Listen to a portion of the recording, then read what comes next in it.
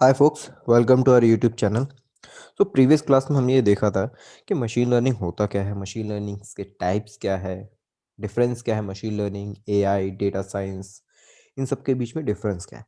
सो आज हम pre processing के बारे में बात करेंगे। सो बेसिकली प्री प्रोसेसिंग वो प्रोसेस होता है जहाँ पे हम मशीन के ऊपर जब भी हम ट्रेनिंग स्टार्ट करते हैं या फिर जब भी हम मशीन को कोई भी डेटा देते हैं, उससे पहले हम उस डेटा को क्लीन करते हैं, डेटा को सेट करते हैं अकॉर्डिंग टू मशीन। क्योंकि हमें जो इनपुट्स देने हैं मशीन को, अब हम ऐसा इनपुट क्यों डालें जो मशीन की रिक्वायरमेंट्स ही नहीं है। तो वहाँ पे जब भी हम डेटा कलेक्ट करते हैं, डेटा को क्लीन करते हैं, जो भी चीज़ करते हैं, यहाँ पे हम पूरा डेटा क्लीनिंग से लेके डेटा को अरेंज करने तक के सभी पार्ट को हम प्री प्रोसेसिंग में इंक्लूड करते हैं।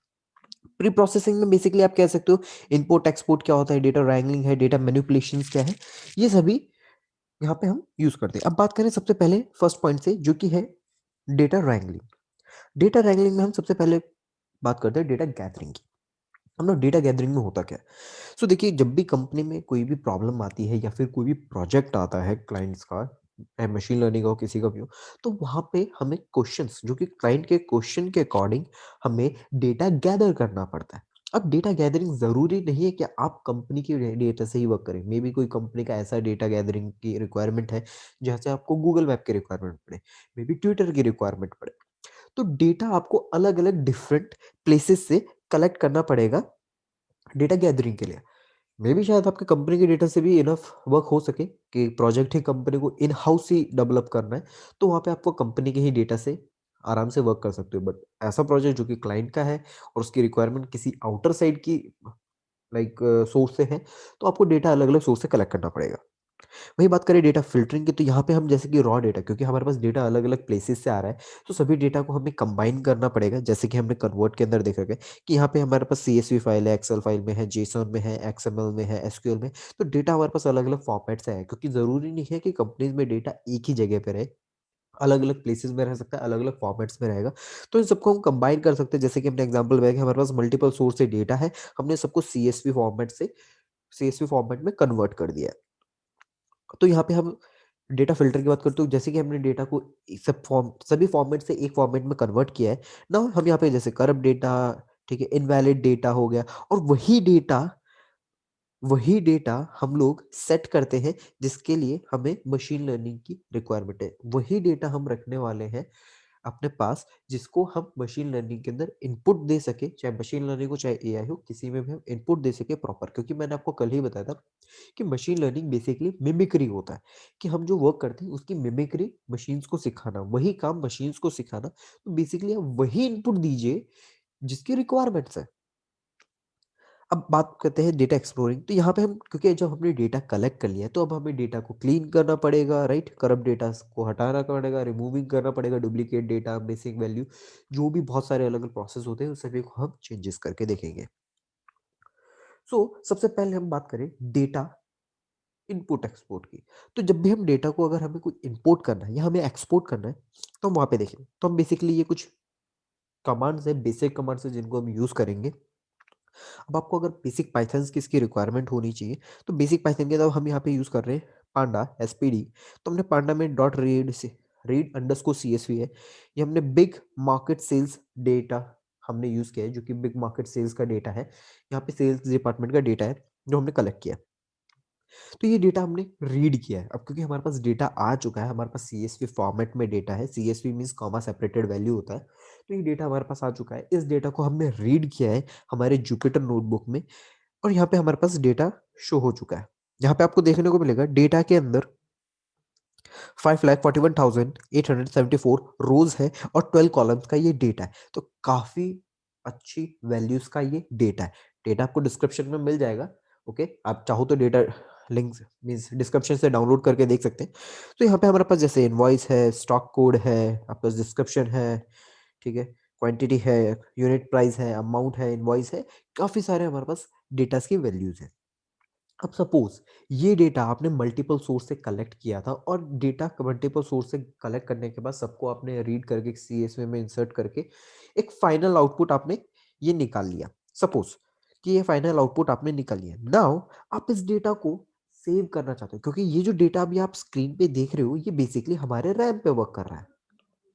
ये बेसिकली हमारे अभी रैम पे वर्क कर रहा है। ये डेटा मेरे पास सेव नहीं है, ये मेरे रैम पे वर्क कर रहा है, ये मैंने अभी रैम पे लोड किया है। ये जो मेरा सेल अंडरस्कोर डेटा है, ये मैंने अभी रैम पे लिया है। सो अगर मुझे इसको एक्सपोर्ट करना है, अब मैं एक्सपोर्ट, सपोज मेरी कंपनी की रिक्वायरमेंट है कि एक्सपोर्ट हमें आपको एक्सेल फाइल में सपोर्ट एक्चुअली ट्रांसफर करना है, तो हमने वापस cell data to Excel use किया है। अब यहाँ पे बहुत सारे फॉर्मेट्स को यूज कर सकते हो, जरूरी नहीं है कि हमारे पास ये पर्टिकुलर फॉर्मेट्स, आपके पास मल्टीपल फॉर्मेट्स है। जैसे कि हम टू आपको देखने को मिल जाएगा, क्लिपबोर्ड है आपके पास, सीएसवी, डेक्ट आपके पास, एक्सेल है आपके पास, काफी सारे format, HTML, JSON, multiple formats में हमारे पास डेटा अवेलेबल है। सो हम बेसिकली एक्सेल यूज करेंगे, हमने एक्सेल यूज करते हैं, तो बेसिकली ऑलरेडी मेरा लिखा हुआ है, मैं कंट्रोल जेड करके अब जैसे शिफ्ट के साथ एंटर करेंगे, अब ये एक्सेल फाइल में कन्वर्ट करना शुरू कर देगा। तो बेसिकली जैसे कि यहाँ पे देख सकते हो हमारे पास सिर्फ सीएसवी फॉर्मेट में डेटा है। ओके, हमारे पास एक इमेज है, जो मैं आपको इमेज आगे दिखाऊंगा, इमेज में बेसिकली है क्या। और अभी हमने जो डेटा कन्वर्ट किया है वो new data dot Excel format के अंदर हमने ट्रांसफर किया है। Okay, new data dot Excel के अंदर हमने ट्रांसफर किया है। अब ये बेसिकली थोड़ा कुछ टाइम लेगा डेटा प्री प्रोसेस में, क्योंकि 5 लाख एंट्रीज का डेटा है। सो इन सभी को कन्वर्ट करेगा एक एक्सेल के फॉर्मेट के अंदर, तो आपको ये डेटा एक्सेल के फॉर्मेट में दिखेगा। तो ये मैंने ऑलरेडी पहले कन्वर्ट किया हुआ है, बट हम बेसिकली वापस इसे कन्वर्ट कर रहे हैं। अब हम नीचे बात करते हैं, तो आप चाहो तो एक्सेल डेटा को रीड भी कर सकते हो, तो रीड अंडरस्कोर एक्सेल के अंदर आपको डेटा रीडेबल मिल जाएगा। अभी तक डेटा जनरेट नहीं हुआ। ओके, नाउ बात करते हैं डेटा एक्सप्लोरिंग।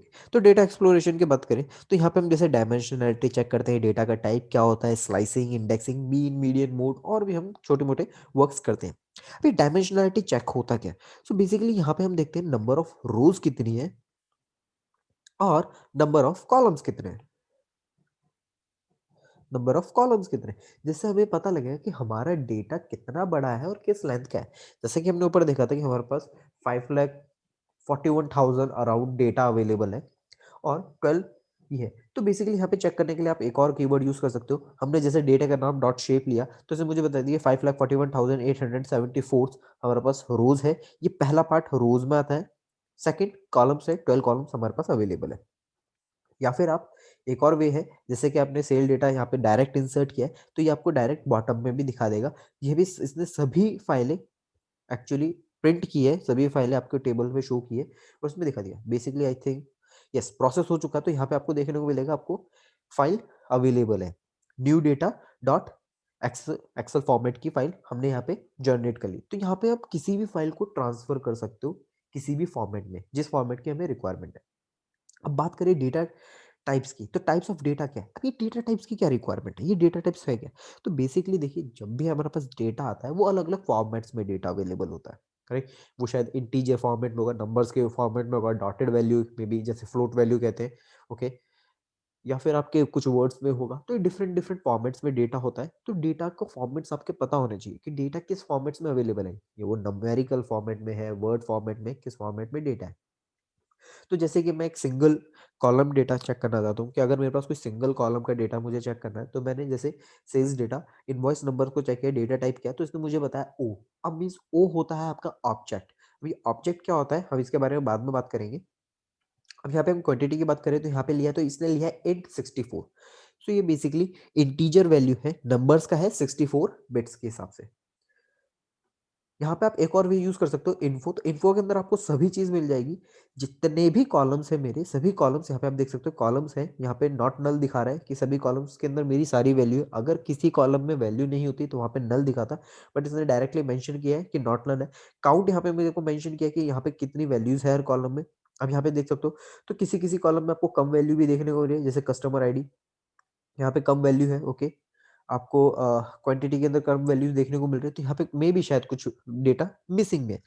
यहाँ पे अब आपको कुछ डेटा टाइप देखने को मिलेंगे, ऑब्जेक्ट, इंट, फ्लोट, ये कुछ डेटा टाइप्स आपको डिफरेंशियल देखने को। अभी डेटा टाइप्स होते क्या है वैसे बात करें, तो यहाँ पे नीचे मैंने इमेज यूज की है, ये वही इमेज थी जो मैं आपको पहले दिखाई थी। तो यहाँ पे बेसिकली जैसे कि हम देख सकते हैं, ऑब्जेक्ट जो कि होता है स्ट्रिंग और मिक्स्ड। तो बेसिकली यहाँ पे मिक्स्ड और स्ट्रिंग है, तो हमारे पास कुछ ऐसा डेटा है जहाँ पे मिक्स वैल्यू है, मीन्स नंबर और स्ट्रिंग का मिक्सअप है। यहाँ पे हमारे पास इंट है, इंट 8, 16 वगैरह है।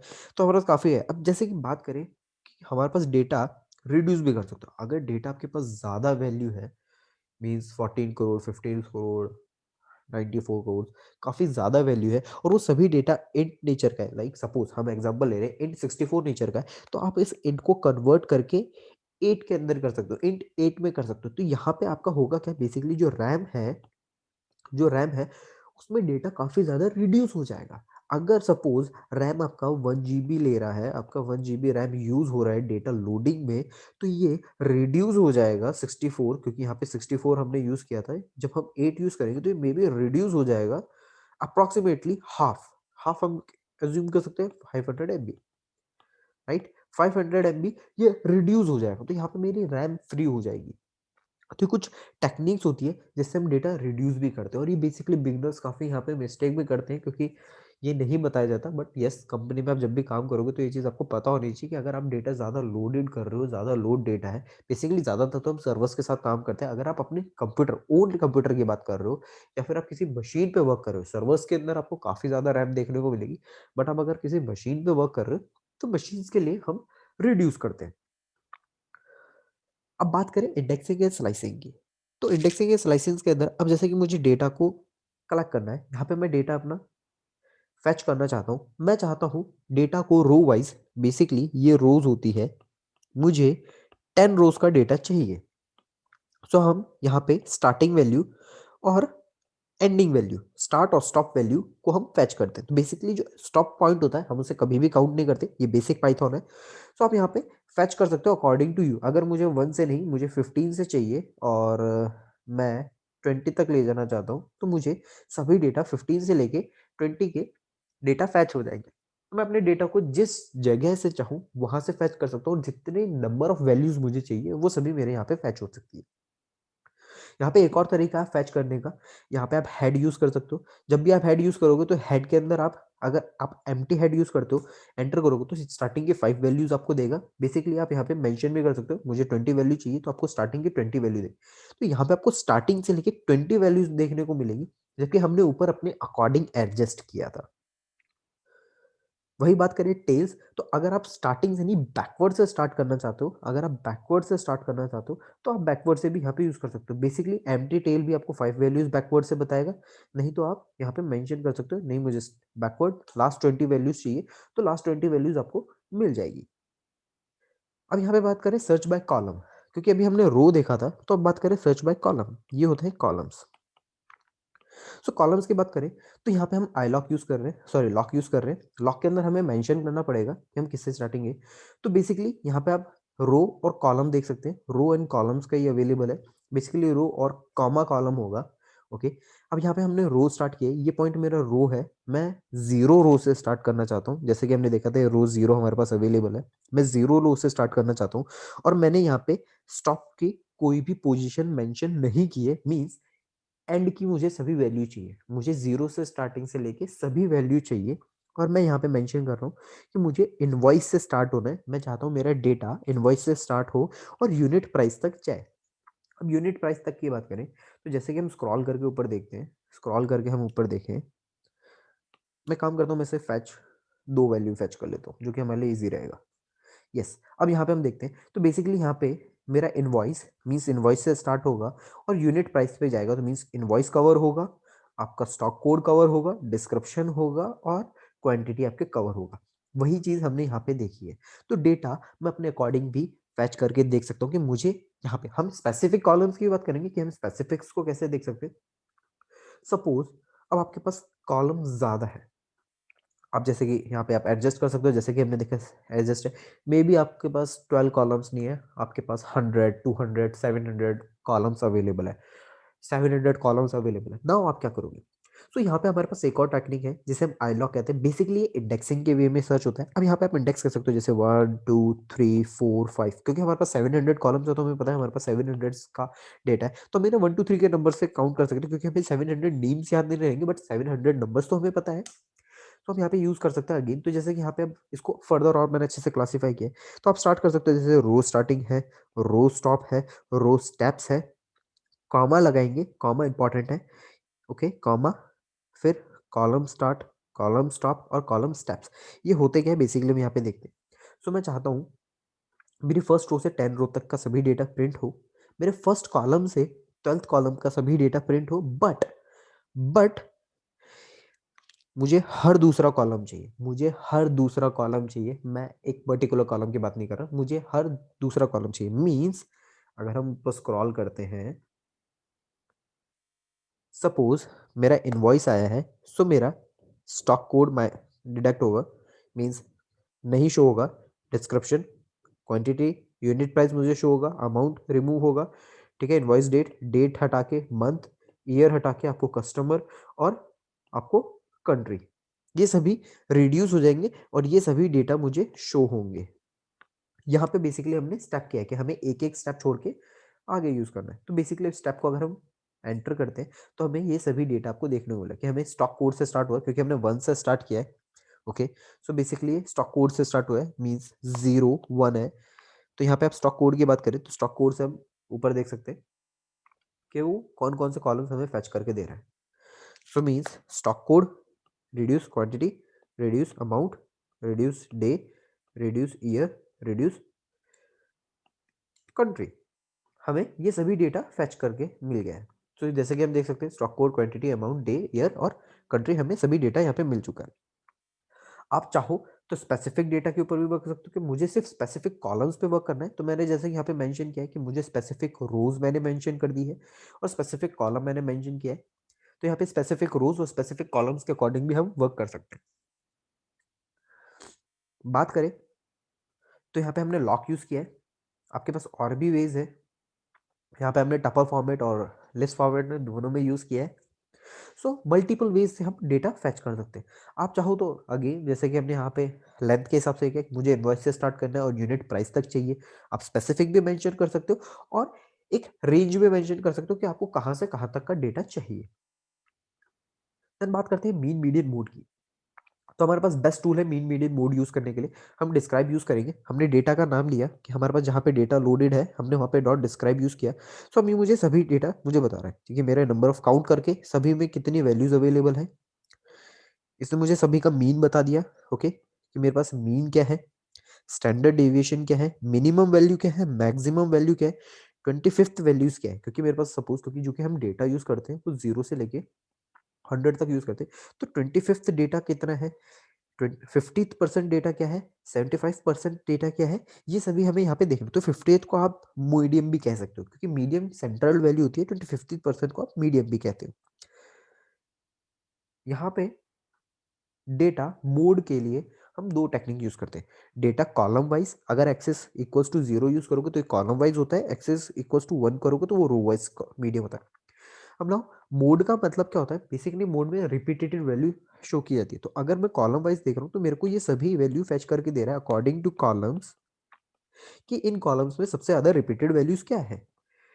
वही अगर मैं रोज के अकॉर्डिंग सेट करूं तो मुझे रोज के अकॉर्डिंग सबसे ज्यादा रिपीटेड वैल्यू कौन सी है, मुझे मोड में ये देखने को मिलेगा। तो डेटा का हम यहाँ पे डेटा एक्सप्लोर कर रहे हैं। अभी हमने डेटा एक्सप्लोर किया, हमने डेटा के साथ कोई मैनिपुलेशन नहीं किया, डेटा मैनिपुलेशन नहीं किया, डेटा रैंगलिंग की बात कर रहे हैं क्योंकि हमने अभी डेटा एक्सप्लोरिंग की बात कर रहे हैं। हमने डेटा को समझ रहे हैं, डेटा के अंदर क्या वैल्यू है क्या नहीं है, किस टाइप का डेटा है क्या नहीं है, हम यहाँ पे डेटा को देख रहे हैं। तो यहाँ पे आप देखो नल एन दिख रहा है आपको, तो मीन्स यहाँ पे काफी ज्यादा मिसिंग वैल्यूज भी अवेलेबल है। अब यहाँ पे बात करें सी बॉन्ड की, तो बेसिकली अब सी बॉन्ड के अंदर क्या होता है, हम अभी सिर्फ अंडरस्टैंड कर रहे हैं ये होता क्या है, क्योंकि डेटा एनालिस्ट का पार्ट है, हम मशीन लर्निंग की बात कर रहे हैं, तो हम बस थोड़ा बहुत डेटा एनालिस्ट समझेंगे डेटा एनालिस्ट में होता क्या है। हम फ्यूचर में डेटा एनालिस्ट के ऊपर भी वर्क करेंगे कि डेटा एनालिस्ट की ट्यूटोरियल्स के ऊपर भी वर्क करेंगे, श्योर। सो बेसिकली बात करें सी बॉन्ड्स की, अब क्योंकि मैं डेटा को अपने डायग्राम्स के फॉर्मेट में देखना चाहता हूँ, जैसे आपको मैंने प्रीवियस क्लास में बताया था कि डेटा की 5 लाख एंट्रीज को हम नहीं देख सकते क्योंकि यहाँ पे 5 लाख एंट्रीज है, मैं 5 लाख एंट्रीज को नहीं रीड कर सकता, नहीं समझ सकता। तो क्यों ना मैं 5 लाख एंट्रीज को कन्वर्ट कर दूं इस वे में जहाँ पे मैं डेटा को रीड कर सकता हूँ। तो यहाँ पे हम देखेंगे, सो बेसिकली यहाँ पे हमने डेटा लिया कोरिलेशन। अब कोरिलेशन होता क्या है, हम ये देख रहे हैं कि कौन से ऐसे डेटा पॉइंट्स है जो एक दूसरे से रिलेट हो, राइट, उनका कोई रिलेशन हो आपस में। तो यहाँ पे हम रिलेशंस की बात कर रहे हैं। तो यहाँ पे अगेन हमने एक रिलेशन का एक वे देखा है जो कि टेबुलर फॉर्मेट में है, बट ये रीडेबल के लिए थोड़ा हार्ड है, राइट। यहाँ पे स्टिल मुझे समझने में बहुत इशू होगा। कोरिलेशन की बात करें तो कोरिलेशन आपका 0 से 1 के फॉर्मेट में चलता है, -1 सॉरी -1 से आपके +1 के फॉर्मेट में रहता है। तो ये इन दोनों के बीच की एक रेंज होती है, -1 से +1 के बीच की एक रेंज है। तो यहाँ पे आपको अब डेटा देखने को मिलेगा, बट ये क्या डेटा हमारे समझ में आ रहा है? बिल्कुल भी नहीं। क्यों ना इस डेटा को चार्ट में कन्वर्ट करें। तो यहाँ पे हमने सीमॉन यूज़ करते हुए एक हीट मैप यूज़ किया है, तो यहाँ पे हमारा पूरा डेटा कन्वर्ट हो चुका है। अब ये देखो, वेरी ब्यूटीफुल, काफ़ी ब्यूटीफुल वे में हमारे पास डेटा अवेलेबल है। इस रो को आप कैंसल कर सकते हो क्योंकि ये रो आपस में मैच कर रही है। जैसे कि यहाँ पे कस्टमर आईडी है, तो यहाँ पे कस्टमर आईडी से मैच किया है, तो इसने मेरे को बताया कि हाईली कोरिलेटेड है। सो आप इस पार्ट को इग्नोर कर सकते हो, बट यहाँ पे आप रीड करके देखिए, मेरा क्वांटिटी का पार्ट अमाउंट से मैच करता है। ये एक काफ़ी ज़्यादा रिलेटेड वर्क है। ओके, मेरा अमाउंट अगेन, क्योंकि ये सेम है, कोई नहीं। यहाँ पे बात करें अमाउंट, अमाउंट से मैच कर रहा है, इसको इग्नोर कर सकते हैं। सो बेसिकली मेरे पास ये एक अच्छा पॉइंट देखने को मिल रहा है कि मेरे क्वांटिटी अमाउंट से मैच कर रहा है। इसके बाद अगर मैं मैप में और लाइट आऊँ, सो यहाँ पे व्हाइट पॉइंट हमें देखने को मिल रहा है। मीन्स व्हाइट पॉइंट हमें कुछ इन्फॉर्मेशन दे सकता है, क्योंकि ये भी हम ये नहीं कह सकते कि ये हाईली, क्योंकि ये हाईली रिलेटेड है। ये रेड आप देख रहे हो, ये हाईली रिलेटेड पार्ट में आता है। मीन्स अगर मैं इस रेड के कलर के अकॉर्डिंग जाऊँ, तो ये मुझे 0.8 के अकॉर्डिंग दिख रहा है। मीन्स ये काफ़ी ज़्यादा रिलेटेड है एक दूसरे से। बट यही व्हाइट्स की बात करूँ, तो व्हाइट अप्रॉक्सीमेटली मुझे 4 के, मीन्स 0 से ऊपर है। तो हम कह सकते हैं यस, रस रिलेटेड है, बट रिलेशन है इनके बीच में। तो इस रिलेशनशिप की बात करें, तो यूनिट प्राइस और अमाउंट के बीच में रिलेशनशिप है, राइट? ये रिलेशनशिप है। यहाँ पे बात करें, जो कि ब्लू है, जैसे कि डार्क ब्लू है, ये डार्क ब्लू है, मीन्स मेरा ईयर और मंथ के बीच में कोई रिलेशनशिप नहीं है। तो यहाँ से मुझे डेटा काफ़ी अच्छे से रीडेबल मिल रहा है कि मेरे डेटा में कौन-कौन से रिलेशनशिप के पॉइंट हैं जिनको मैं यूज़ कर सकता हूँ अपने मशीन लर्निंग में, राइट? अब बात करते हैं डेटा के अंदर और डीप डाइव करें। तो यहाँ पे हम डेटा की मिसिंग वैल्यूज़ की बात करेंगे। क्या हमारे पास डेटा में मिसिंग वैल्यू हो सकती है? येस, ऑफ कोर्स हमारे पास मिसिंग वैल्यू हो सकती है। तो यहाँ पे आपको मैंने एक लिंक मेंशन किया है कि मिसिंग वैल्यूज़ को हैंडल कैसे किया जा सकता है। 7 डिफरेंट वेज़ हैं मिसिंग वैल्यूज़ को हैंडल करने के लिए, आप इनको रीड कर सकते हो। बट हम बात करें कि हमारे पास डेटा सेट में मिसिंग वैल्यूज़ है क्या? हाँ। सो हमने यहाँ पे सिंपल सा एक सिंगल लाइन का कमांड लिखा है। ये लोगों की सबसे बड़ी मिथ है कि मशीन लर्निंग और डेटा साइंस में वर्क करने के लिए आपको बहुत ज़्यादा कोडिंग चाहिए। बिल्कुल भी नहीं, आपको कोडिंग रिक्वायरमेंट पड़ता है, depend project to project, but less amount of code है। इसे ही हम लेस अमाउंट का करते हैं। बस ओनली 3 वर्ड। यहाँ पे मैंने डेटा सेट को ऑलरेडी लोड किया है। मैंने कहा इज़ नल, मैं चेक कर रहा हूँ और कोई भी वैल्यू मुझे बता दे, एनी। बस इसने मुझे बता दिया कि यहाँ पे बस यहाँ पे देखिए डिस्क्रिप्शन में मेरे पास कुछ मिसिंग वैल्यू है, इसने मुझे ट्रू बताया। कस्टमर आईडीज़ में मेरे पास मिसिंग वैल्यू है, इसने ट्रू बताया। बाकी सबके अंदर मेरे पास वैल्यूज़ है। मीन्स परफेक्ट है। इन डेटा को मैं यूज़ कर सकता हूँ। वही बात करें, जैसे कि हमने ऊपर देखा था, ऊपर हमने इन्फो यूज़ किया था, राइट? हमने इन्फो यूज़ किया था, info, where is info? Info, yes. Infos की बात करें, तो यहाँ पे आपको देखने को मिलेगा कस्टमर में एटलीस्ट 1 लाख डेटा मिसिंग है। तो आप इस डेटा को रिमूव कर सकते हो। ये डेटा आपके किसी काम का नहीं है, इस डेटा को आप रिमूव कर सकते हो चाहो तो। बट डिपेंड करता है कि आपके प्रोजेक्ट के रिक्वायरमेंट के लिए है, नहीं है, आपका पर्पस क्या है? आप उस चीज़ के लिए यूज़ कर सकते हो, राइट? वही डिस्क्रिप्शन की बात करें, तो इसमें ऑलमोस्ट आपके 1000, right? 1000 amount, 1400 something amount missing है, राइट? सो इस वैल्यू को आप चाहो तो मीन से किसी से भी एडजस्ट कर सकते हो। डिफरेंट वेज है, मैंने आपको 7 डिफरेंट वेज के लिंक दे रखा है, आप रीड करके चेक कर सकते हो। बट यस, आप इसे हैंडल भी कर सकते हो या फिर रिमूव भी कर सकते हो। डिफरेंट डिफरेंट वेज होते हैं, पर डिफरेंट डिफरेंट पर्पज से रहता है।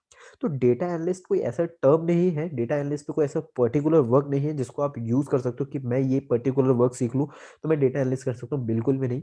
ये डिपेंड करता है रिक्वायरमेंट्स पे कि आपके रिक्वायरमेंट्स क्या है, उसके ऊपर वर्किंग पे, कि रिक्वायरमेंट के अकॉर्डिंग ही आपको वर्क करना पड़ेगा। अब बात करते हैं मिसिंग वैल्यूज के बाद में, कि हमने मिसिंग वैल्यूज के बाद आउटलायर्स की बात करते हैं। अब ये आउटलायर क्या होता है? देखो, मिसिंग वैल्यू हैंडल करने के बाद अब कुछ ऐसी वैल्यू है जो कि मेरे हायर हो। जैसे फॉर एग्जांपल मैं बात करूं सैलरी की, हम कहते हैं कि एक एवरेज सैलरी क्या है मार्केट में। तो फॉर एग्जांपल हम जैसे डेटा साइंस की बात करें, तो आपको डेटा साइंस में एवरेज सैलरी देखने को मिलेगी 6 लाख टू 50 लाख। ये एक एवरेज सैलरी डेटा साइंस के रेंज के अंदर देखने को मिलती है। बट ज़रूरी नहीं है कि हर डेटा साइंस इतना ही कमा रहा है। कुछ लोग ऐसे भी होते हैं जो कि मे बी 3 लाख के अंदर कमा रहे हो। कुछ लोग ऐसे होते हैं जो कि 60 लाख कमा रहे हैं per month, per year, sorry, per year, right? तो ये जो अमाउंट है, ये जो डेटा आप जो देख रहे हो, ये डेटा हमारे लिए यूजेबल है? बिल्कुल भी नहीं। हम इस डेटा को यूज नहीं कर सकते क्योंकि मैं एवरेज की बात करें तो वही चीज डेटा में, अगर मैं यहाँ पे जैसे कि हम यूनिट को ले रहे हैं, हम यूनिट प्राइस को ले रहे हैं, तो यहाँ पे आपको देखने को मिलेगा कि ज्यादातर डेटा यहाँ पे अवेलेबल है, कुछ डेटा यहाँ पे भी अवेलेबल है, तो हम इनको काउंट भी कर सकते हैं। बट ये एक डेटा पॉइंट बहुत दूर है, काफी ज्यादा गैप है इनमें, राइट? ये आउटलायर्स है, इनको मैं यूज नहीं कर सकता। अगर मैं इनको यूज करूंगा मेरी मशीन गलत प्रिडिक्ट करेगी। अगर मैं अपने मशीन को प्रॉपर वे में डेवलप करना चाहूँ तो ये डेटा पॉइंट सबसे बेस्ट है, क्योंकि ऑलमोस्ट क्लियर है, मैं इन्हीं के अकॉर्डिंग चलूंगा। मैं इसको रिमूव कर सकता हूँ, इनको रिमूव कर सकता हूँ, इनको मैं यूज कर सकता हूँ, मैं इनको यूज कर सकता हूँ चाहूँ, depend on purpose again. But ये पॉइंट तो डेफिनेटली नहीं, वरना मेरी मशीन गलत प्रिडिक्ट करेगी, मेरी मशीन गलत आउटपुट देगी। तो यहाँ पे मिमिक्री के लिए ये चीज सही नहीं है। वही बात करें, हमने अमाउंट लिया है तो यहाँ पे आप देख सकते हो this point, this point, this point and this point. तो अगेन आउटलायर्स कैटेगरीज में ला सकते हो, ये आउटलायर कैटेगरी है, ये डेटा पॉइंट्स मेरे काम के ही नहीं है।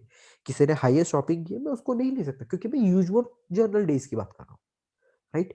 मे बी शायद कोई ऐसा इंसान होगा जिसे एक दिन में काफी अच्छी शॉपिंग करनी है, शादी का त्योहार होगा, कोई स्पेशल ओकेजन होगा, कोई पार्टी होगी जिसमें उसने हाईएस्ट शॉपिंग किया, राइट?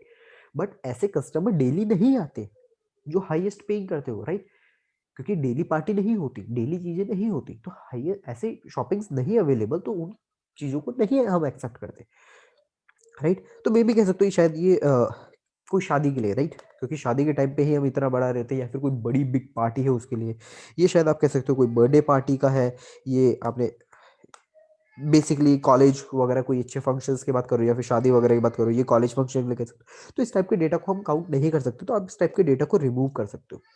वही डेटा मैनिपुलेशन की बात करते हैं, तो डेटा मैनिपुलेशन के अंदर क्या होता है कि डेटा मैनिपुलेशन में हम कुछ चेक चेक करते हैं कि जैसे कि लाइक हेड और टेल हमने देख लिया है, वैल्यूज क्या होती है, वैल्यूज हम चेक करेंगे, ग्रुप बाय क्या होता है, कैटेगोरिकल और मर्जिंग क्या होता है, इनके बारे में मैं शॉर्ट शॉर्ट बात करता हूँ। तो बेसिकली जैसे कि हेड हमने देखा कि यहाँ पे है, हेड के अंदर यूज किया क्योंकि मैं अभी डेटा एक ही यूज कर रहा हूँ, एक ही कैटेगरी यूज कर रहा हूँ।